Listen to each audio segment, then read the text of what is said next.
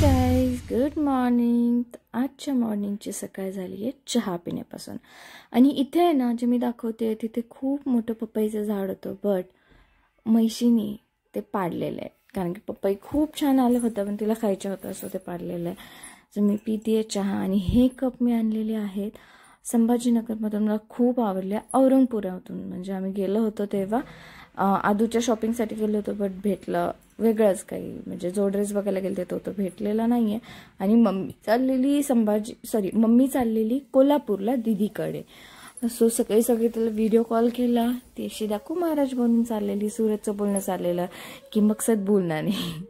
Then वातावरण बघितलं तर असं झालं होतं. इव्हिनिंगचा टायमिंग होता, पाऊस पडत होता, नॉर्मल एवढा नाही, जस्ट रिमझिम चालू होते. आणि मी स्वतःकडे बघितलं तर माझे फॅट्स खूप वाढलेले. सो मी विचार करते ते वर्कआउट करणं खूप गरजेचं आहे.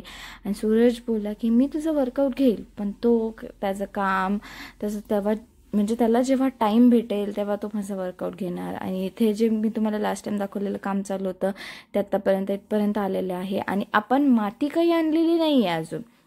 माती आणायची होती तिथून, पण माती काही आणलेली नाही आहे, कारण कोणालाच टाईम नाही आहे. खरंच गाईज, मी स्वतः बिझी आहे. आणि वातावरण बघू शकता, एवढं भारी झालं होतं.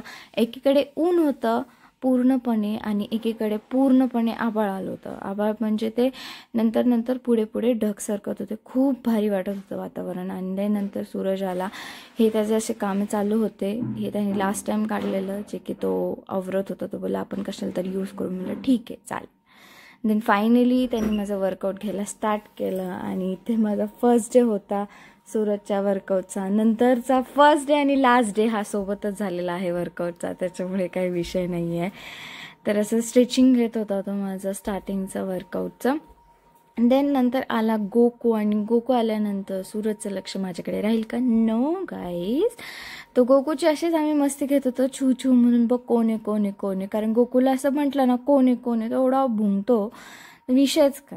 म्हणजे टेरेसवरूनच त्याला असं दाखवणं चालू होतं. आणि देन वातावरण बघू शकता, जसं की मगाशी तुम्हाला दाखवलं, तिकडे ढग आले होते आणि इकडे आलेलं आहे ऊन. तर किती छान वाटतंय ना. एकीकडे पाऊस, एकीकडे ऊन. आणि पाऊस झाला होता, ते पाणी सांडलेलं, त्याच्यामुळे माझी मस्ती चालू होती तिथे. आणि असं आहे हा निसर्गाचा खेळ.